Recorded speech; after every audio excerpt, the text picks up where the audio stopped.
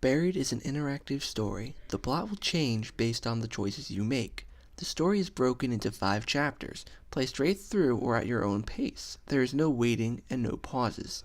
Enjoy and choose wisely. Hey guys, Zach here, coming at you with another Let's Play. I have Facecam here because I'm playing a computer game. I'm going to be playing Buried. Now, Markiplier, who is a game channel, obviously, everyone knows who Markiplier is, and I like to watch him. I like Markiplier. And this game interested me because I love to read, and interactive stories, interactive anything, I think is really, really cool.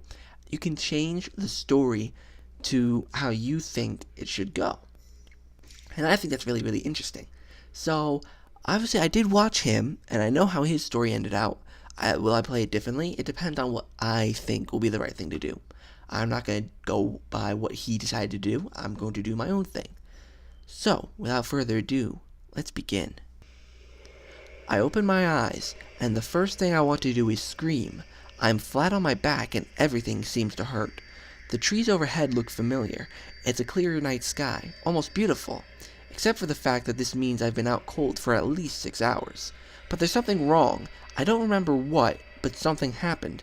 And my head. My God, my head hurts. And a ringing in my ears. Was there an accident? An explosion, I think. I remember Dennis screaming, but after that, I can't remember. As I sit up, I notice that my hard hat has been thrown off. I look around the area, but it's not here. It feels strange to go anywhere without my hard hat, but I've got to find other members of my crew. They could be in danger. Hard hat. Easy. Better safe than sorry. I get up on my shaky legs and look around for a moment. A few nearby trees look to have been splintered and broken at the base recently. They certainly weren't like this earlier. Searching for the hard hat feels normal. It makes me feel like maybe there isn't something wrong here. I see it behind a fallen log, about 10 feet away from me. How is it thrown so far beyond me? Driven by nothing more than habit, I walk over to it, pick it up, and place it on my head. Next, I walk over to the center of the logging site, and I don't like what I see. I can already tell I'm going to love this even more. I'm probably going to go a different path than Markiplier did, based on my choices. The logging site looks like a bomb was detonated right in the center. I don't know where to start. The one load we had managed to stack on a truck for the day is overturned. The trailer bent and the logs hanging off the back. Where the hell is everyone? My head is killing me, and this ringing in my ears. I can't hear anything. Not birds, not my footsteps, nothing. And it makes me wonder if I hit my head after my hat flew off. I run through a quick mental checklist to make sure my brain was still working. My name is Roger Hastings. I'm 41 years old. The year is 2017. I own a small logging company, and we've been logging in the strip of Kentucky woodland for almost a month now. So my brain works. That's a relief. But it also makes me fearful, because something is certainly not right here. I look around the logging site, my mind trying to figure out what has happened. Just about every piece of equipment has been overturned or tilted. Look at the debris, look at the truck.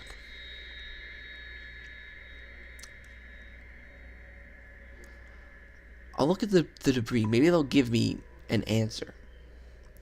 There are bits of debris everywhere. There are fragments of 5-gallon buckets I keep our work rags in, a loose saw chain, and an overturned gas canister.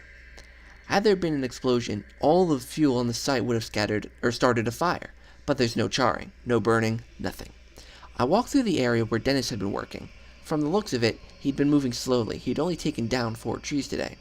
His metal lunchbox is open, an indicator that he'd been taking an early break, but he's not here. No one is here. Where the hell is everyone? I could try to make a call on my cell phone, but its battery's already running really low. Not that it matters. The reception is crap out here. So, there's no reception, your battery's low, don't use your phone. You can use it later. Hey guys, where is everyone? Tony, Dennis, Frank, Joe, but their names fall flat among the wreckage.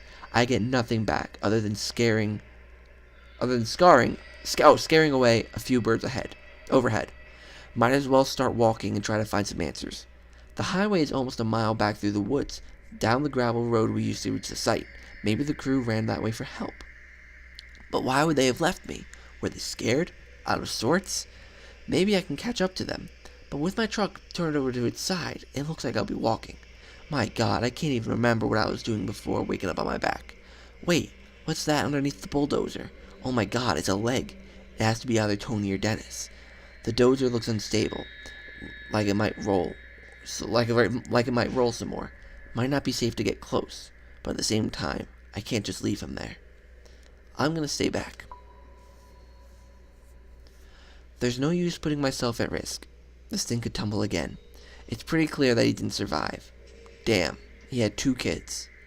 Both sons. In my shock, I stumble back, suddenly tripping over a stray log behind me. The hard hat I'm wearing collides with it as I fall, doing its job. But what's more startling is realization that Tony is dead. I can't stay here. I have to find Dennis, Frank, and Joe. I have to find out what happened here. Indeed. Oh, all of the logs. I was like, what is this? As I walk through the stacks of logs from the last week or so of work, everything feels frozen. This high-pitched sound in my ears, it's terrible. It keeps happening every few seconds, and sounds like it's coming from far away. I can't help but wonder, is it my ears or is it something else?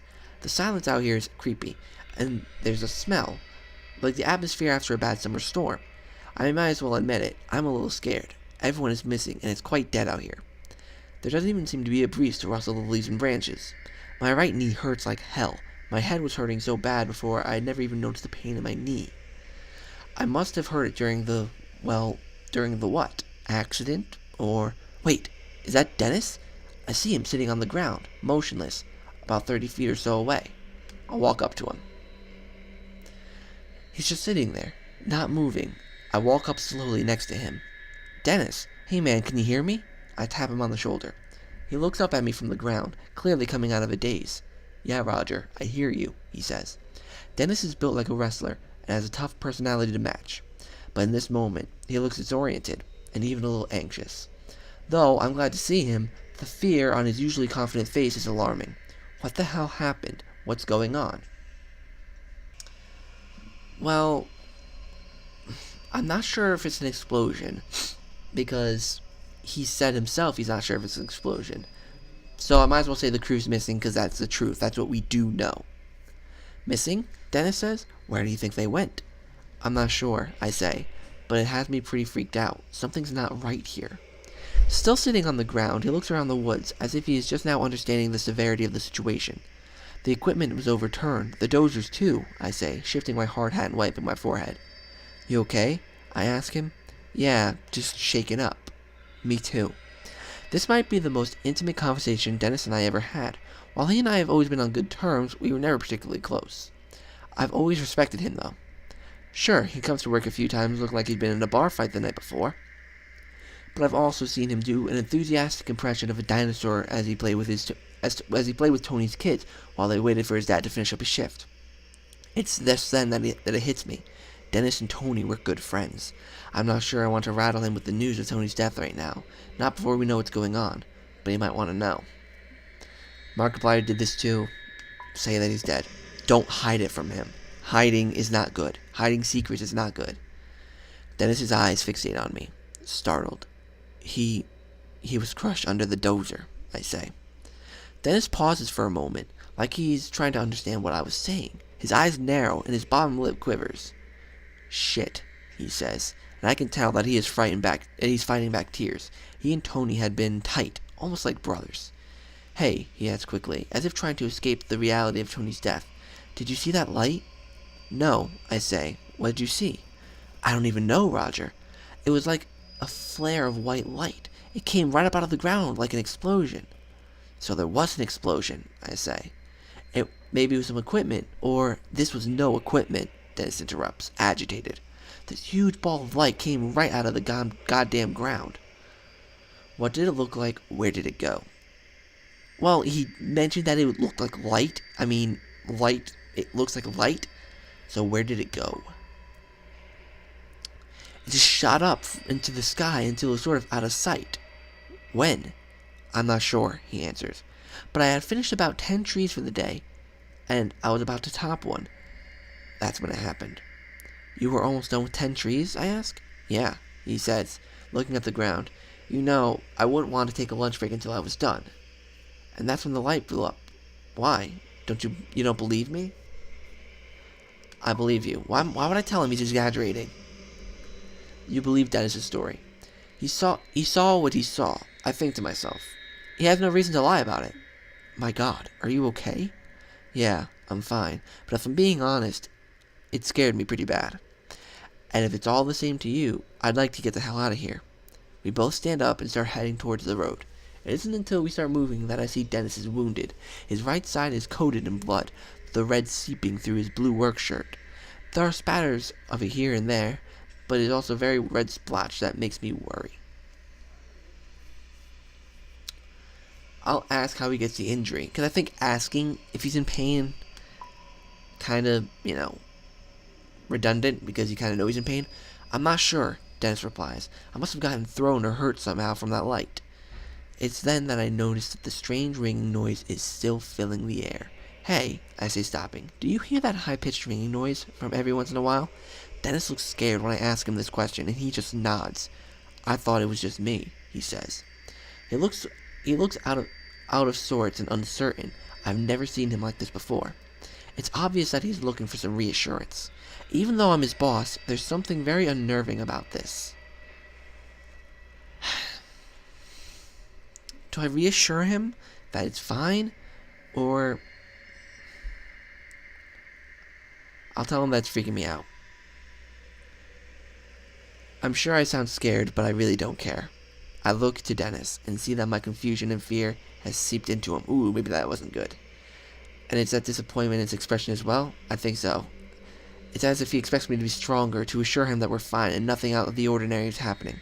We both started moving forward and don't say another word. Did you try to call Frank? Dennis says, or asks. I know we had his cell on him today. Not yet. Luckily, I still have some battery left. I pull up my cell and call Frank, happy I didn't make that call to Dennis earlier. It rings, but he doesn't pick up. But then I hear his phone go off, behind the stack of logs. Dennis and I give each other a look. As the phone goes to voicemail, I hang up, and we walk behind the logs to find Frank's phone on the ground, abandoned. We look around for Frank, but we can't find anything. Not a single trace. It's then that I notice something really odd. A 10-foot wide hole in the ground, right near where the phone was. There's no stray pile of removed dirt or rocks. It's clean, smoothly dug, cutting into the earth, wide, but only a few feet deep. It looks unnatural, like the ground was just deleted, no shovels or diggers used. Dennis walks over to it. This looks like the same kind of hole where I saw the light come from the ground, he muses to himself. I say nothing. My mind is spinning, but I don't want to think. We need to get out of here, Dennis mutters. At that moment, that ringing noise carries through the forest again, sending a shiver down my spine. Dennis is right. There's something strange going on, and we might not be safe here. But that ringing sound could be a clue as to where the rest of the crew are.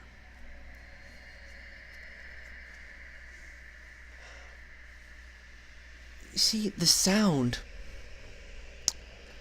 I wouldn't want to trust the sound that you're just hearing in your ears. If you go far away from it, you might be able to escape from it. You decide to avoid the sound. With that, we turn and start walking to the west, in the direction that I'm pretty sure leads to the road. Alright then. Ooh, this looks misty and creepy and... I don't like this. I don't like this at all. It's sort of embarrassing. I have been a logger for nearly 15 years, but I'm finding it easy to get lost in these woods. The trees are so thick in places that moonlight doesn't even reach the ground. It's easy to get turned around.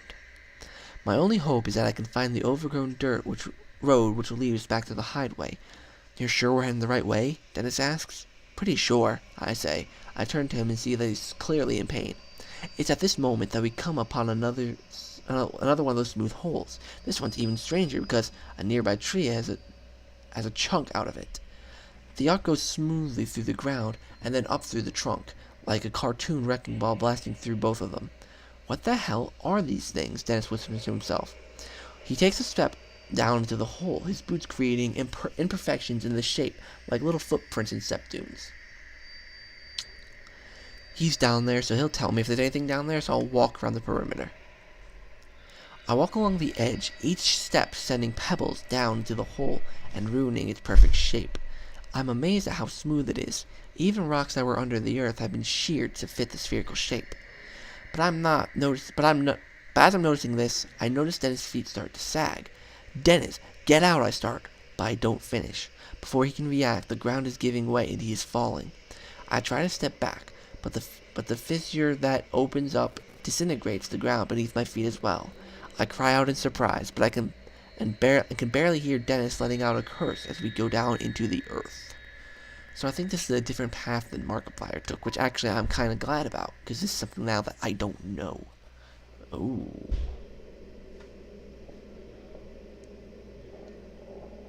Oh. The fall isn't a long one, but when I hit something a few seconds later, it hurts like hell. The wind goes rushing out of me when I hit. A sharp pain flies through me. What the hell? I say once my breath is back. Beside me, Dennis is slowly rolling over, getting to his feet. I look up and see the hole in the ground where we fell through. Looks like it's about 10 feet over our heads. It's completely dark, but there's a small flicker of light further into the cave up ahead, and a solid rock wall behind us. Looks like the only way out is further down the cave, or up through the way we fell in. Dennis might be able to boost me up there, but with his injury, I'm not sure how stable he is. He might drop me.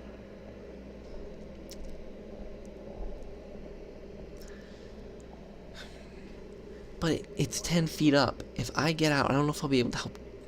I'll try to climb out. Let's see how this works.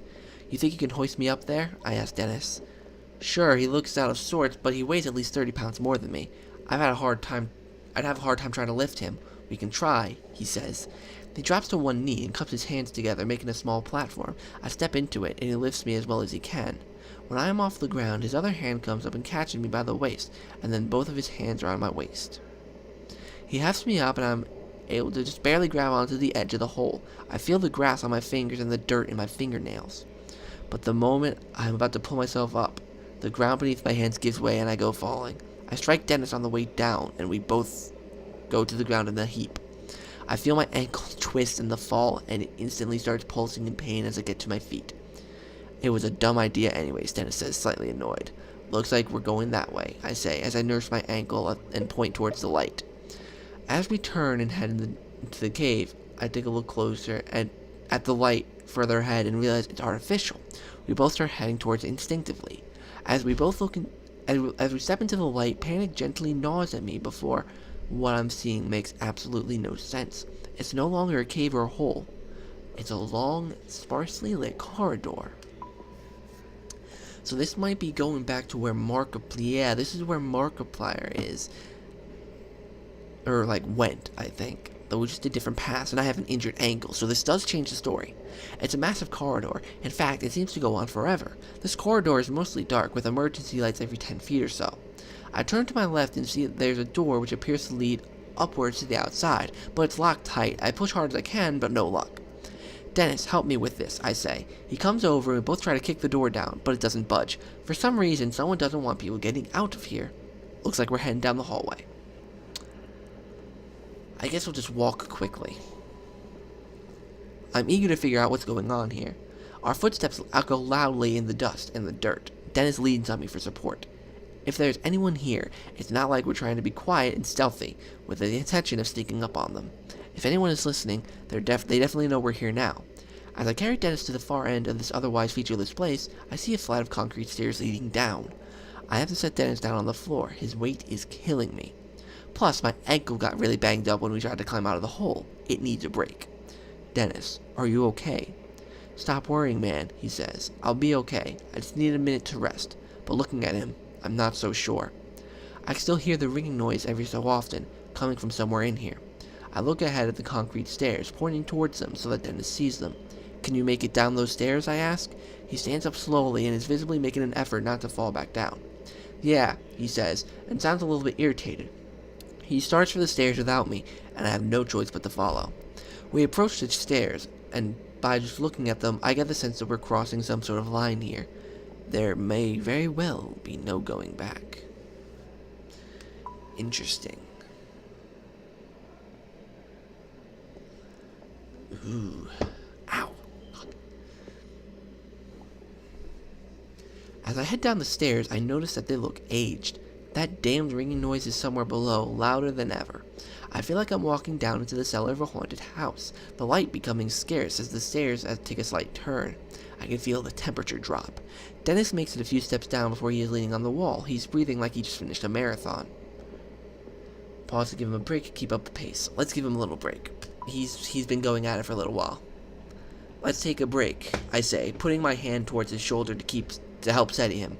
Dennis lets out a sigh. Thanks. I don't feel too great, boss.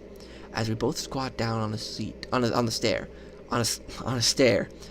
my mind seems to lock into the unknown fate of the rest of my crew. Frank is married, and I've met his wife a few times, a nice woman with a huge laugh. My heart sags a bit when I realize I might never again get to hear him belting out classic rock tunes during lunch break. Joe, well, I don't know too much about him. He's 22 years old and is considering community college. His folks are deadbeats, so he's been providing for himself since the age of 16, or so. Maybe I can still find them, and still get to hear Frank singing his deep baritone voice after too many drinks. After a few months, Dennis says, alright, let's keep going. We both stand up, leaning on each other. I have to make Dennis stay behind me as I stick my foot out in search of the next step. I can't help but feeling like a child, and a very powerful fear seizes me. I'm expecting the monster to reach out of the darkness, slicing my throat. After what feels like forever, we come to the bottom of the stairs. We're closer to that ringing noise now. A door sits securely in the wall and looks just out of place down here as I feel. A sliver of light seeps through, illuminating the area. The door has what looks like a panel with lots of labels and lights. Small embossed print above the panel says Level 1 Entrance Gate Transport Sector. And there's a button with no label.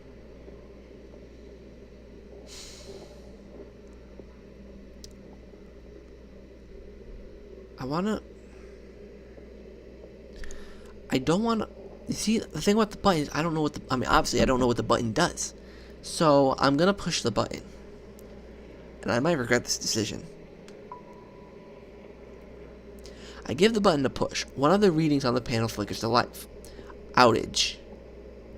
That's all it says. Then it goes dark. The panel looks like it's like a diagnostic or alert system of some kind. Each label meant to communicate some status. Lockdown engaged, experiment in progress, shutdown engaged. All those appear to be off, but one of the phases has a slowly blinking red light next to it. The only power light on this whole thing. Abnormal entity breach. What the hell? I slowly push the door open when Dennis suddenly steps in front of me, taking the lead. Let's go, he says. I want to find out what the hell this place is. As Dennis walks through, that ringing or beeping or whatever it is gets a little louder. The door closes behind us with a click. I can't help but notice the wobble in Dennis's step as he lets out a grunt. You sure you're healthy enough to keep going, I ask? It doesn't matter. I don't want to be in the woods right now. He seems scared, something I've never seen before. Angry, yes. Upset, yes. But Dennis is never scared. Well, nobody saw, so what's so dangerous? I don't know, he says. I don't think there's anything there to hurt us, but that doesn't mean it's safe. There's something wrong. There's just something wrong. It started with that flash of light. It's like it breathed life into the woods, and whatever life it breathed, I don't think it does anything good. I didn't say anything because it sounded crazy. I've been so preoccupied with my own fear that I nearly forgot about the ringing noise. It's just become background noise. We take a few more steps, and I can now see where we are. It makes no sense. Yet another thing that simply seems out of place. The shapes and muted colors of metal are easy to identify, but it just doesn't belong here. Alright, end of chapter 1. Man, I love this. It's so brilliant. You won't be able to see these top ones because my face is in the way, so I'll read them out. Because they're like little statistics. Respect the dead. You and 36% of players left Tony's body where you found it.